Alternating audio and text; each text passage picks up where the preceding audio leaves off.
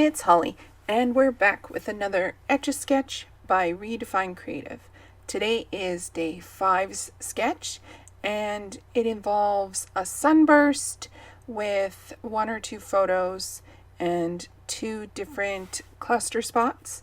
So for this one, I've used a template that I created many moons ago to make a sunburst out of different pieces of paper. So I am using this floral pattern from the Simple Stories I Am collection. I think it's my last piece of paper that I have. And this beautiful olive that pulls out the leaves in the floral paper. And I am just cutting out these triangle pieces to create my sunburst. And when I put it all together, the way I did it, you can't really tell on screen, but I put my florals over top of the green so that it actually looks like the green is a solid piece behind the florals. And I like the way that it looks. Like I said, it's not that noticeable being on screen, but in person it looks 3-dimensional, like it's 2 different pieces. And so I'm in love with it. What I did was, to get the look that I wanted, I double matted my photos. So I put them on white and then I put them on black. So what I did was I cut a 1/2 inch off of each side of my sunburst, and then I matted it onto white paper and then matted it again onto black, just so that it kind of mimicked the photo matting, which I think was a great contrast.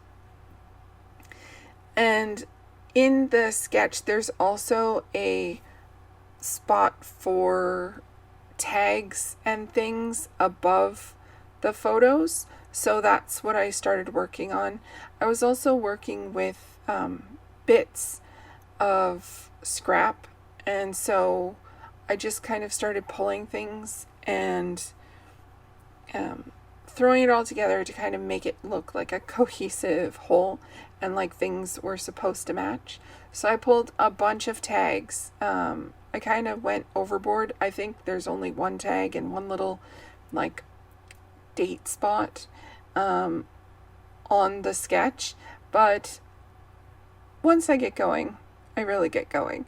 So I went crazy with the tags. I think there's 5 or 6 on there, and I just cut them all in half. I didn't need all that bulk behind the photos themselves, so I cut them all in half, and then with the end pieces, I actually use them as the second cluster pieces. I wanted to make a title, but I didn't want it to be super large. Like it was supposed to be in the cluster.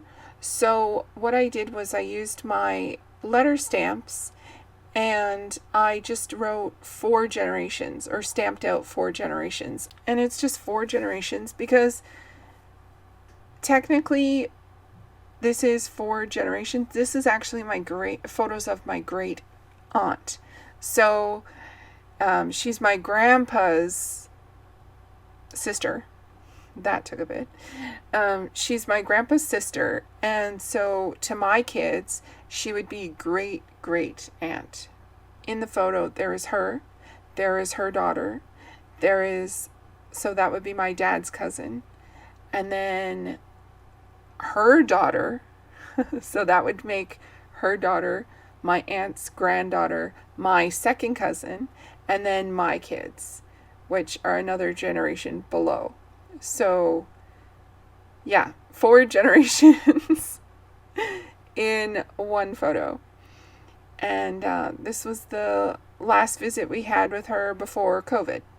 So I actually haven't seen her since November 2019. Anyway, I'm creating this little cluster of the end pieces down in the bottom corner. I know in the sketch it's up in the top, but because I put so much up at the top, I felt like the it needed a bit of balance down at the bottom. And I could have put the date down there, but I just added some enamel dots, and then below the 4 generations on that little grid part, that's where I put my journaling. So it's not, it wasn't something that I was like making space for, but that's where it ended up. While you take a look at the close-ups, don't forget to check out the description box below for all the information for Redefined Kreative and the Etch A Sketch series. I'm so excited to be doing this. Please like, comment, and subscribe. I do love hearing from you guys, and it really helps me create things that you want to see, which is why I do this.